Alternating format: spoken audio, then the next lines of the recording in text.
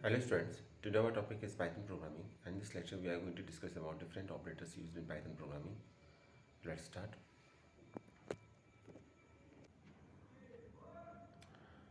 तो स्टूडेंट्स कल हम बात कर चुके थे अर्थमेटिक ऑपरेटर की और कंपैरिजन ऑपरेटर की और आज हम डिस्कस करेंगे लॉजिकल ऑपरेटर और सम अदर ऑपरेटर्स। तो लॉजिकल ऑपरेटर्स बहुत इंपॉर्टेंट है। इसमें कौन कौन से ऑपरेटर्स आते हैं, इस कैटेगरी में आते हैं एंड ऑपरेटर, और ऑपरेटर, नॉट ऑपरेटर। तो देखिए, ये जनरली यूज़ किए जाते हैं जब हम अपने प्रोग्राम में कंडीशन देते हैं, और कंडीशन जब भी होगी तो या तो ट्रू होगी या फॉल्स होगी। तो दो कंडीशन को जब हम सेपरेट करेंगे तो एंड या और से सेपरेट करेंगे। अब फाइनल रिज़ल्ट क्या होगा? फाइनल रिज़ल्ट डिपेंड करता है कि हमने वहाँ एंड यूज़ किया है या और यूज़ किया है। और जहाँ तक नॉट ऑपरेटर की बात है कि ये यूनिरी ऑपरेटर, इट मीन्स ये सिर्फ एक ही ऑपरेंड पर वर्क करता है आपका। तो पहले एंड की बात करते हैं। तो अगर दोनों कंडीशन ट्रू है तो फाइनल रिज़ल्ट ट्रू होगा। अगर दोनों में से कोई एक कंडीशन ही फॉल्स है तो फाइनल रिज़ल्ट भी आपका फॉल्स होगा। जब हम बात करते हैं और की, तो और जस्ट एंड का रिवर्स है। दोनों में से कोई एक कंडीशन ही फॉल्स है तो रिजल्ट, दोनों में से कोई एक कंडीशन भी ट्रू है और के केस में, तो रिजल्ट ट्रू होगा, अदरवाइज फॉल्स होगा। और अगर हम नॉट की बात करें तो नॉट नेगेट करने का काम करता है स्टेटमेंट को। अगर रिजल्ट ट्रू है, नॉट लिखेंगे पहले तो रिजल्ट फॉल्स हो जाएगा, और अगर फॉल्स है, नॉट लिखने से रिजल्ट ट्रू हो जाएगा आपका। तो देखिए, एंड और का बिल्कुल ऐसा ही है जैसे कि आपके क्वेश्चन पेपर में, एग्ज़ाम में पूछा जाता है कि अटैम्प्ट 1 एंड 2। अगर इस तरह से क्वेश्चन आता है तो इसका क्या मतलब निकालेंगे आप? आपको क्वेश्चन नंबर 1 और क्वेश्चन नंबर 2 दोनों अटैम्प्ट करने हैं, और तभी आपको फुल मार्क्स मिलेंगे। तो सेम यहाँ पर है कि अगर लिखा हुआ है condition 1 and condition 2, it means दोनों कंडीशन जब तक ट्रू नहीं होंगी फाइनल आंसर ट्रू नहीं होगा। बाकी ऑल अदर केसेस में आंसर आपका फॉल्स ही होगा। इट मीन्स अगर दोनों कंडीशन में से भी एक कंडीशन फॉल्स है तो आंसर फॉल्स ही होगा। सेम बात करते हैं हम और ऑपरेटर की। और ऑपरेटर में जैसे एग्जाम में लिखा आता है आपके क्वेश्चन 1 और 2, इट मीन्स आपको दोनों में से कम कोई एक अटैम्प्ट करना है। अगर दोनों भी अटैम्प्ट कर लोगे तो भी आपको मार्क्स मिलेंगे, दोनों में से कोई एक अटैम्प्ट कर लोगे तब भी आपको फुल मार्क्स मिलेंगे। बस यहाँ दिमाग में ये बात रखिएगा कि यहाँ पर हाफ मार्क्स का कोई मतलब नहीं है, तो मार्क्स मिलेंगे या मार्क्स नहीं मिलेंगे। ठीक है, अगर इसको आप एंड और से अटैच कर रहे हैं तो अगर फर्स्ट कंडीशन ट्रू है, दूसरी कंडीशन फॉल्स है तो भी आंसर ट्रू होगा। फर्स्ट फॉल्स है, दूसरी ट्रू है तो भी आंसर ट्रू होगा। दोनों ट्रू हैं तो भी आंसर ट्रू होगा। दोनों फॉल्स हैं तो आंसर फिर फॉल्स होगा उस केस में। और जैसा एंड के बारे, नॉट के बारे में बताया मैंने, नॉट नेगेट करने का काम करता है स्टेटमेंट को।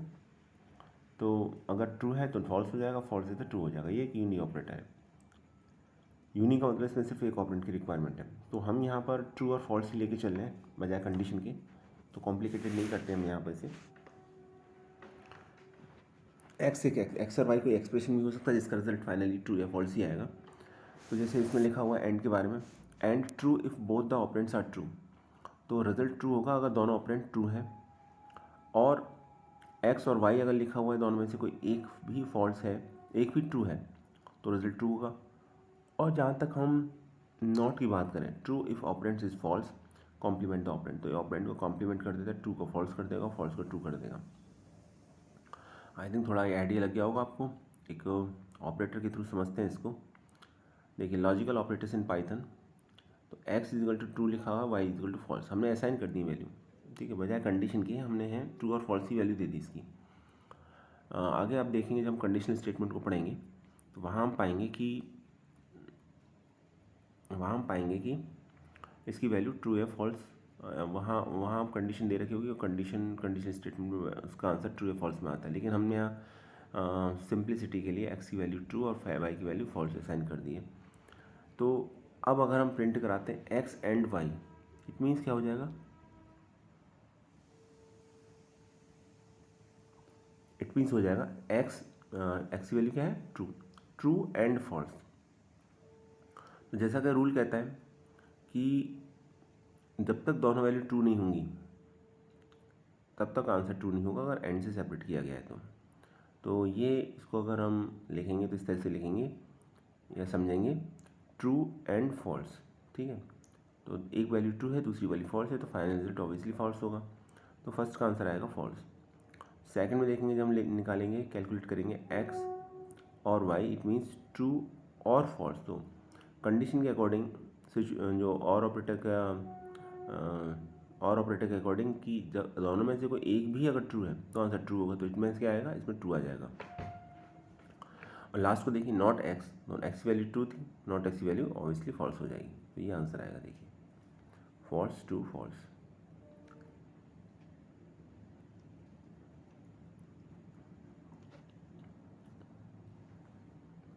अब बात करते हैं बिटवाइज ऑपरेटर की। Bitwise operator act as an operand as if they were string of binary digits, they operate bit by bit, hence the name. For example 2 is 10 in binary and 7 is 111 in the table below। देखिए bitwise operator का मतलब है ऐसे operator जो bits पर work करते हैं। Bit का मतलब 0 या 1 पर, बाइनरी डिजिट पर वर्क करते हैं। बिट की फुल फॉर्म क्या होती है, बाइनरी डिजिट। बाइनरी डिजिट को शॉर्ट में बिट बोला जाता है। तो जो ऑपरेटर बिट्स पर वर्क करते हैं उनको हम बिटवाइज ऑपरेटर बोला जाता है उनको। तो ऐसे ऑपरेटर के लिए बहुत ज़रूरी है कि आपको दो चीज़ें पता होनी चाहिए। पहली बात तो आपको डेसिमल से बाइनरी कन्वर्जन पता होना चाहिए, दूसरा आपको बाइनरी से डेसिमल कन्वर्जन पता होना चाहिए। क्योंकि क्वेश्चन जो एग्ज़ाम में आएगा उसमें आपको डेसिमल में उसमें आपका डेसिमल में रिप्रेजेंटेशन देना होगा और बिट ऑपरेटर परफॉर्म किया जाएगा। तो ऑब्वियसली जो बिट ऑपरेटर परफॉर्म किया तो बिट पर ही काम करेगा। तो डेसिमल को बाइनरी कन्वर्ट करके आपको क्वेश्चन को सॉल्व करना है।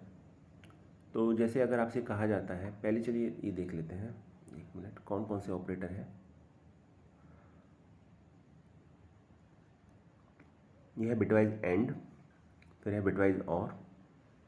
अभी आप कहेंगे कि एंड और तो लॉजिकल थे। हाँ वो लॉजिकल थे, वो सिर्फ लॉजिकल ऑपरेटर थे, वो एंड ऑपरेटर था खाली। ये बिटवाइज एंड है, वो और था, ये बिटवाइज और है। ठीक है, वो नॉट था, यहाँ बिटवाइज नॉट है। और सिंबल भी चेंज है, यहाँ पर सिंबल देख लीजिए आप। तो पहले इन्हीं 3 ऑपरेटर्स की बात करते हैं। तो मान लीजिए कहीं ऐसा लिखा हुआ है कि 2 नंबर्स हैं आपके पास, एक है 10 और एक है 4, और हम निकालें एक्स बिटवाइज एंड वाई। तो एक्स एक डेसिमल नंबर है जिसकी वैल्यू 10 है, वाई एक डेसिमल नंबर है जिसकी वैल्यू 4 है। तो सबसे पहला काम जो आपको करना है वो ये करना है कि इन दोनों को आपको बाइनरी में कन्वर्ट करना है। बाइनरी में कन्वर्ट करने पर हम पाते हैं कि एक्स की वैल्यू हो जाएगी 1010, और एक्स की वैल्यू का मतलब 10 को अगर हम कन्वर्ट करेंगे बाइनरी में तो 10 इज इक्वल टू 1010। और अगर हम 4 को कन्वर्ट करेंगे डेसिमल से बाइनरी में तो उसकी वैल्यू आएगी 0100। तो एक तो ये, दूसरा ये कि जब हम इसका रिप्रेजेंटेशन करते हैं बिट में, तो ये ध्यान रखिए कि बिट में रिप्रेजेंटेशन करते समय या तो हम इसको 4 बिट रिप्रेजेंटेशन करते हैं, ठीक है, या फिर 8 बिट रिप्रेजेंटेशन करते हैं। हम इसमें 4 बिट करेंगे या 8 बिट करेंगे, हम इसमें 5 7 इस तरीके से नहीं करेंगे। तो फॉर्मूला जो है वो है 2 पावर n, ठीक है। 2 पावर 0 होगा तो कितना हो जाएगा 1, 2 पावर 2 कितना हो जाएगा 4, 2 पावर 1 2 हो जाएगा, 2 पावर 3 8 हो जाएगा, 2 पावर 4 16 हो जाएगा। तो 8 में करते हैं जनरली रिप्रेजेंटेशन, या 16 में करते हैं, या 4 में करते हैं। 4 8 और 16 इन्हीं में करते हैं, बाकी आगे भी कर सकते हैं नंबर को। तो जैसे कि मैथ में रूल है कि किसी भी डिजिट के आगे अगर हम 0 लिख देते हैं तो उसके मैग्नीट्यूड पर कोई इफेक्ट नहीं पड़ता। तो सेम हम बाइनरी के साथ भी कर सकते हैं। अगर हम किसी बाइनरी नंबर में पहले 0 लिख देते हैं तो उसके मैग्नीट्यूड पर कोई इफेक्ट नहीं पड़ेगा। इट मीन्स 0100, ये इसके आगे 40 और हम ऐड कर देंगे तो भी मैग्नीट्यूड सेम ही रहेगा, तो भी वो 4 को ही रिप्रेजेंट करेंगे। अब आपको ये लगा होगा कि 40 क्यों ऐड करेंगे, क्योंकि हमको रिप्रेजेंटेशन 8 बिट में देना है, ठीक है। तो 8 बिट रिप्रेजेंटेशन के लिए इसके आगे 0 को ऐड कर दिया गया है। तो जनरली 8 बिट में रिप्रेजेंटेशन दिया जाता है, और कोई क्वेश्चन आता है तो आप भी 8 बिट रिप्रेजेंटेशन दीजिएगा उसका। अब यहाँ पर हमको एक्स एंड वाई अप्लाई करना है। तो अब हम एक्स एंड वाई जब अप्लाई करेंगे तो अब हमारे पास एक्स का भी बाइनरी इक्विवेलेंट है, हमारे पास वाई का भी बाइनरी इक्विवेलेंट है। तो हम इसकी एक्स की फर्स्ट डिजिट, वाई की फर्स्ट डिजिट, इन दोनों में एंड ऑपरेशन लगाएंगे। फिर एक्स की सेकंड डिजिट और वाई की सेकंड डिजिट, इन दोनों में बिटवाइज एंड ऑपरेटर लगाएंगे। और इसी तरीके से बाकी अदर डिजिट्स में भी बिटवाइज एंड ऑपरेटर अप्लाई करेंगे, और आपका फाइनल आंसर निकल के आएगा उसी के अकॉर्डिंग। जैसे देखिए, आप देखिए फर्स्ट डिजिट अगर हम देखें तो एक्स इक्वल टू 10 की फर्स्ट डिजिट है जो बाइनरी में कन्वर्ट किया है 0 0 0 0 1 0 1 0, तो लास्ट में क्या आ रहा है 0, तो 0 आ रहा है। 4 में लास्ट में क्या आ रहा है 0, तो 0 एंड 0 क्या हुआ 0। सेकंड डिजिट देखिए, सेकंड डिजिट है एक्स में है 1 और वाई में है 0, तो 1 एंड 0 क्या हो जाएगा 0। थर्ड डिजिट देखिए, एक्स में है 0 और वाई में है 1, तो अगेन 0 एंड 1 क्या हो जाएगा 0। और बाकी अदर भी इसी तरीके से निकलती जाएंगी 0 0 0 0 0 0 0 0। अगर हम बिटवाइज और की बात करें तो 1 1 पर 1 आ जाएगा आपका, ठीक है। और बिटवाइज नॉट की बात करें तो कॉम्प्लीमेंट होता है ये एक्स का जस्ट नेगेट हो जाएगा, ठीक है। अब आपको एक काम और करना है, वो ये करना है कि जब आपका आंसर बिट में आ जाए तो फिर उसे अगेन बिट से फिर नंबर में कन्वर्ट करना है। बाइनरी फॉर्म से उसे बाइनरी नंबर को फिर से आपको उसको डेसिमल नंबर सिस्टम में कन्वर्ट करना है, ठीक है। तो जैसे अभी ये 0 0 0 0 0 0 0 0 ये नंबर आया है, इसको अगर हम डिजिट में कन्वर्ट करें, डेसिमल नंबर सिस्टम में कन्वर्ट करें तो ये 0 ही आएगा। अच्छा 14 आएगा इसका आंसर, 0 0 0 0 1 1 1 0 को अगर हम कन्वर्ट करेंगे तो 14 आएगा। इसी तरीके से नेगेट करने पर आया आंसर तो इसका -11 आएगा, ठीक है। अब इसमें एक बात और याद रखिएगा आप,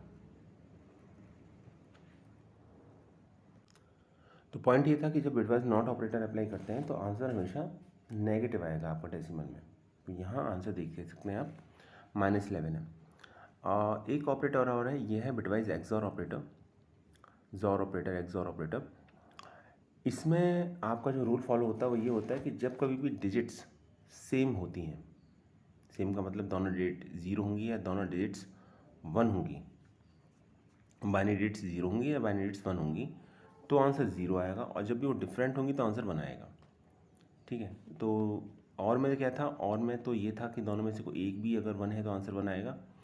और एक्सॉर में ये है कि दोनों में से कोई एक डिजिट भी, दोनों डिजिट अगर डिफर करती हैं तो आंसर 1 आएगा, और दोनों डिजिट सेम है तो आंसर 0 आएगा। सेम का मतलब दोनों या तो 0 होंगी या दोनों 1 होंगी, तो आंसर 0 होगा, अदरवाइज 1 आएगा। बिटवाइज राइट शिफ्ट में देखिए, हम जैसे ये लिखा हुआ एक्स, ये राइट शिफ्ट का है, ठीक है। ग्रेटर देन का साइन हम बनाते हैं, अगर इसे 2 टाइम्स रिपीट कर दें तो ये बाइनरी बिटवाइज राइट शिफ्ट कहलाएगा। तो अगर हम राइट में शिफ्ट करते हैं 2 प्लेसेस, राइट में शिफ्ट करते हैं तो इसमें क्या होगा कि ये डिजिट 2 प्लेसेस राइट में शिफ्ट हो जाएगी, एक्स 2 प्लेसेस राइट में शिफ्ट हो जाएगी, और रिमेनिंग प्लेसेस 0 से फुलफिल हो जाते हैं, ठीक है।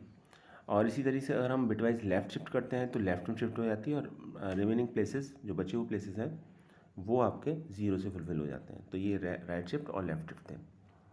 तो ये डिफरेंट ऑपरेटर थे बिटवाइज। बात करते हैं हम असाइनमेंट ऑपरेटर की। असाइनमेंट ऑपरेटर मैथ में हम जो इक्वल का साइन यूज़ करते हैं, एक्चुअली वो पाइथन में असाइनमेंट ऑपरेटर कहलाता है। और असाइनमेंट ऑपरेटर का मतलब है कि हम वैल्यू को असाइन कर रहे हैं किसी वेरिएबल को। असाइनमेंट ऑपरेटर की दूसरी खास बात यह है कि असाइनमेंट में हमेशा असाइनमेंट राइट टू लेफ्ट होता है, तो राइट हैंड साइड में आपकी वैल्यू होगी और लेफ्ट हैंड साइड में आपका वेरिएबल होगा। थर्ड इंपॉर्टेंट थिंग ये है कि असाइनमेंट ऑपरेटर की प्रेसिडेंस सबसे कम होती है, तो चूँकि वो सबसे कम होती है तो सबसे बाद में आपका असाइनमेंट ऑपरेटर वर्क करता है। उससे पहले एक्सप्रेशन में जो भी कैलकुलेशन हो रही है वो कैलकुलेशन सॉल्व होगी। जनरली वो जैसे मैथ में बोर्ड मास रूल लगता है, इसमें भी बोर्ड मास रूल लगता है, और उसके बाद वैल्यू असाइन होती है। तो ये देखिए असाइनमेंट ऑपरेटर है, this is the assignment operator, okay. यहाँ पर एक बात और मैं आपको बताना चाहता हूँ कि अगर इस तरीके से कहीं एक्सप्रेशन लिखा हुआ है x is equal to X plus 5, तो इसमें अगर आप गौर से देखेंगे तो x दोनों साइड में है, लेफ्ट हैंड साइड में भी राइट हैंड साइड में भी, तो हम उसे लिख सकते हैं x प्लस इक्वल टू 5। आप उसे इस तरीके से लिख सकते हैं x प्लस इक्वल टू 5, ये लिख सकते हैं आप।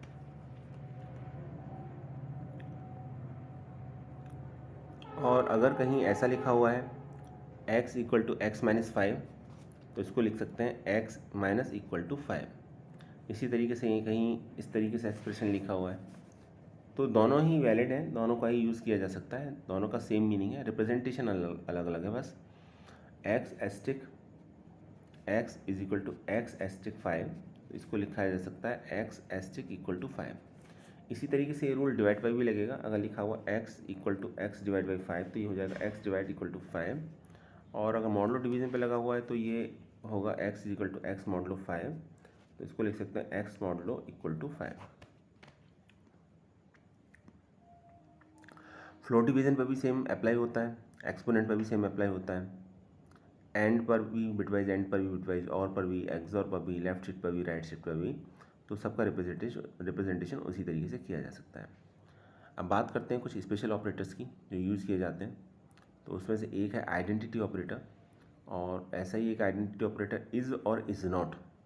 ठीक है, तो पहले देखते हैं इज़ और इज़ नॉट क्या क्या करते हैं काम। देखिए इज़ में क्या है, true if the operands are identical refer to the same object, तो आपका आंसर आएगा इज़, इसका आंसर ट्रू आएगा। ठीक है, और is not, true if the operands are not identical, अगर ऑपरेंट्स आइडेंटिकल नहीं है तो आपका ये, अगर आप इज़ नॉट करेंगे तो आप एक्स इज़ नॉट, तो आपका ट्रू आएगा आंसर। तो इज़ और इज़ नॉट जस्ट एक दूसरे के रिवर्स हैं, क्योंकि नॉट लग गया इसके अंदर, तो जो रिजल्ट आएगा वो जस्ट रिवर्स आएगा जो इज़ का आ रहा है। और ट्रू कब आएगा ये समझ लीजिए, आंसर ट्रू आएगा जब दोनों ऑब्जेक्ट आपके आइडेंटिकल है, और तो आंसर आएगा ट्रू इसके केस में। एक एग्जांपल लेते हैं तो उससे समझ में आएगा हमको। ये देखिए x1 इक्वल टू 5 है। ठीक है, इक्वल का मतलब है 5 इज असाइन टू x1, ऐसे रीड करेंगे हम इसको। y1 इक्वल टू 5 लिखा हुआ, it means 5 is assign to y1। Next है x2 is equal to hello, y2 is equal to hello, it means hello is assign to x2 and hello is again assign to y2। इसी तरीके से list दे रखी है, तो ये string थी hello, list दे रखी है 1 2 3, तो x3 is equal to 1 2 3, it means a list 1 2 3 is assign to x3। Similarly a list 1 2 3 is assign to y3, it means ये हमने डिफरेंट वैल्यूज यहाँ पर असाइन कर दी। अब मैं यहाँ पे लिखता हूँ x1 इज नॉट y1, तो आंसर आ रहा है यहाँ पर फॉल्स। ठीक है, x1 की वैल्यू क्या है y, x1 की वैल्यू सॉरी है 5, y1 की वैल्यू है, इसकी भी वैल्यू 5 है, तो x1 इज y1 होता तो ये आंसर ट्रू आता, लेकिन चूंकि यहाँ पे लिखा हुआ x1 इज नॉट y1 तो आंसर आएगा फॉल्स। ठीक है, जैसे उसका रिवर्स। अब जरा हम x2 और y2 को देखें, तो x2 इज y2 लिखा हुआ है, x2 की वैल्यू हेलो है, y2 की वैल्यू हेलो है, तो इसमें क्या होगा, x2 y2 दोनों की वैल्यू सेम है। ठीक है, तो x2 इज y2 की वैल्यू ट्रू आएगी। लेकिन इन case of x3 and y3 ये एक लिस्ट है। ठीक है, तो जब ये एक लिस्ट है तो लिस्ट के केस में आंसर आपका डिफरेंट आएगा। तो नंबर के केस में आंसर सेम आएगा, यानी ट्रू आएगा, क्योंकि यहाँ पर जो आइडेंटिफिकेशन हो रहा है, ये आइडेंटिफिकेशन ये बताता है, यहाँ पर ये लाइन देखिए मैं रीड कर दे रहा हूँ। Is and is not are the identity operators in Python, they are use to check if two values और variable are located on the same part of the memory. Two variables that are equal does not employ that they are identical. ठीक है, तो यहाँ ये बताया जाता है कि क्या दोनों मेमोरी में सेम लोकेशन पर एलोकेट हैं, अगर हैं तो आंसर ट्रू आएगा, और अगर नहीं है तो आंसर फॉल्स आएगा। तो इसमें आइडेंटिकल से मतलब नहीं है, इसमें मतलब इस बात से है कि दोनों मेमोरी के सेम लोकेशन पर है कि नहीं है। नंबर्स के केस में और स्ट्रिंग के केस में ऐसा होगा, लेकिन लिस्ट के केस में ऐसा नहीं होगा, आइडेंटिकल लोकेशन नहीं होगी, सेम लोकेशन नहीं होगी उनकी वैल्यू। अगर आइडेंटिकल है भी तो लोकेशन डिफरेंट होती है, इसीलिए आंसर फॉल्स आएगा। आई थिंक क्लियर हो गया होगा, आगे देखते हैं। देखिए यही एक्सप्लेनेशन दे रखा है। We see that x1 and y1 are integers of the same value, so they are equal as well as identical. तो ये इक्वल भी हैं, आइडेंटिकल भी हैं, दोनों इंटीजर्स हैं। Same in case with x2 and y2 strings, तो x2 y2 के केस में भी दोनों में ऐसा है, ये इक्वल भी हैं और आइडेंटिकल भी हैं, सेम मेमोरी लोकेशन पर आपके स्टोर्ड है।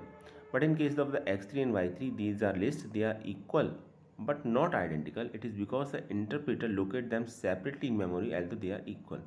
तो जब इंटरप्रेटर इनको लोकेट करेगा तो मेमोरी में सेपरेट लोकेशन पर लोकेट करेगा, तो इसीलिए ये आपके आइडेंटिकल तो हैं, वो सॉरी इक्वल तो है, पर ये आइडेंटिकल नहीं है। अब चूंकि ये आइडेंटिकल नहीं है तो फिर इसके लिए आंसर आपका डिफरेंट आएगा, फॉल्स आएगा, जैसे इस केस में आप देख रहे हैं। नेक्स्ट हम बात करते हैं मेंबरशिप ऑपरेटर्स की। तो मेंबरशिप ऑपरेटर्स में आते हैं आपके एक इन और एक नॉट इन। ठीक है, ये मेंबरशिप ऑपरेटर्स जनरली जो डेटा टाइप पर वर्क करते हैं, स्ट्रिंग पर, टपल पर, लिस्ट पर, सेट पर और डिक्शनरी पर काम करते हैं। ये सभी डेटा टाइप्स हैं। और इसमें इसमें क्या है, आपके ये जो डेटा टाइप्स हैं, ये आपके डेटा टाइप्स डिफरेंट टाइप्स की वैल्यूज़ को कंटेन करते हैं, कंटेनर टाइप के डेटा टाइप्स हैं। ठीक है, तो अलग अलग तरीके से, जैसे अभी आपने लिस्ट देखा, स्क्वायर ब्रैकेट के अंदर डिफरेंट एलिमेंट्स थे, तो एक लिस्ट डेटा टाइप था, डिफरेंट वैल्यूज़ थी। अब हम उसके अंदर मान लीजिए ये पता करना चाह रहे हैं कि कोई पर्टिकुलर एलिमेंट उस लिस्ट का पार्ट है कि नहीं है, तो हम इन या नॉट इन से पता कर सकते हैं ऑपरेटर से। तो अगर ये है आपका कि true if value variable is found in the sequence, तो उस सीक्वेंस में अगर वो वैल्यू मिल जाती तो आंसर आएगा true. And true if value variable is not found in the sequence, और नॉट इन के केस में अगर वैल्यू उसके सीक्वेंस का पार्ट नहीं होती तो फिर आंसर ट्रू आएगा। एग्जाम्पल देखते हैं तो और क्लियर समझ में आ जाएगा। यहाँ पर ये बात याद रखिए कि आप डिक्शनरी को रिप्रेजेंट करते हैं कर्ली ब्रेसेस के अंदर। ठीक है, टपल को रिप्रेजेंट करते हैं हम पैरेंथेसिस के अंदर, लिस्ट को स्क्वायर ब्रैकेट के अंदर रिप्रेजेंट करते हैं, और स्ट्रिंग को हम सिंगल कोट्स के अंदर लिखते हैं हम। तो देखिए फर्स्ट केस में क्या लिखा हुआ है, एक्स है हेलो वर्ड, वाई एक डिक्शनरी है। ठीक है, अब आपने लिखा एच इन एक्स, तो पहले स्ट्रिंग की बात करते हैं। तो लिखा हुआ है क्या एच एक्स में है, हेलो वर्ड में फर्स्ट कैरेक्टर ही एच है, इसका मतलब एच इसका पार्ट है, स्ट्रिंग एक्स का पार्ट है, तो आंसर ट्रू आएगा। फिर हम लिखेंगे H E double L O hello not in X, तो हेलो एक पूरी स्ट्रिंग है, कैरेक्टर नहीं है। ठीक है, लेकिन इसमें एच स्मॉल में बना हुआ है, एच अगर कैपिटल में होता है तो कंप्लीट कैरेक्टर या ये स्ट्रिंग इसका पार्ट होती है हेलो वर्ड का, पर ऐसा नहीं है। तो चूंकि यहाँ नॉट इन लिखा हुआ है तो फिर इस केस में भी आंसर आपका ट्रू ही आएगा। आगे देखते हैं, लिखा हुआ है प्रिंट 1 इन वाई। अब वाई के बारे में देखते हैं। तो वाई क्या है, वाई एक स्ट्रिंग है, वाई एक सॉरी स्ट्रिंग नहीं है, वाई एक यहाँ पर डिक्शनरी है, कर्ली ब्रेसेस के अंदर देखिए 1A 2B, और हम लिख रहे हैं यहाँ पर कि क्या ये 1 वाई का पार्ट है, 1, ऑब्वियसली 1 आ रहा है इसमें, फर्स्ट में देखिए 1 आ रहा है, 1 कॉलन ए लिखा हुआ है। एक्चुअली इसमें वैल्यू की और वैल्यू के फॉर्मेट में लिखी जाती है, पहले की लिखी जाती है फिर उसकी वैल्यू लिखी जाती है। तो वैल्यू की से एसोसिएट करती है, यहाँ पर पेयर्स में लिखी जाती हैं। अब देखिए आपने यहाँ पर देखा होगा, फिर पेयर्स को कॉमा से सेपरेट किया गया है। तो यहाँ पर की वैल्यू को अगर हम सर्च करें 1 को, तो ऑब्वियसली 1 इसका पार्ट है, तो आंसर ट्रू आएगा। ठीक है, और इसी तरीके से अगर हम ये देखेंगे ए इन वाई, ए वाई का पार्ट है, तो ए है तो सही लेकिन ए वैल्यू है, तो यहाँ पर आंसर फॉल्स आएगा। तो जब हम डिक्शनरी में किसी एलिमेंट को देखते हैं तो वहाँ अगर हम इन ऑपरेटर का यूज़ कर रहे हैं तो याद रखिएगा वहाँ हम की को सर्च अगर कर रहे हैं तो आंसर ट्रू आएगा अगर वो मिलती है। तो अगर वैल्यू के बारे में बात करेंगे तो आंसर फॉल्स ही आएगा। यही लिखा हुआ है एक्सप्लेनेशन में, if H is in x but hello is not present in x, remember Python is case sensitive, Python case sensitive है, दोनों को अलग अलग तरीके से कंसिडर करेगी। सिमिलरली 1 इज अ की and A is the value in the dictionary, तो वही मैंने बताया कि की 1 की है जबकि ए एक वैल्यू है, तो hence a is a in y return false, तो ए को जब हम सर्च करेंगे वाई में तो ये फॉल्स रिटर्न करेगा। स्टूडेंट ये था हमारा आज का वीडियो, सभी ऑपरेटर हम कंप्लीट कर चुके हैं, और नेक्स्ट वीडियो के अंदर हम कंडीशनल स्टेटमेंट को डिस्कस करेंगे। तो thanks for watching this video.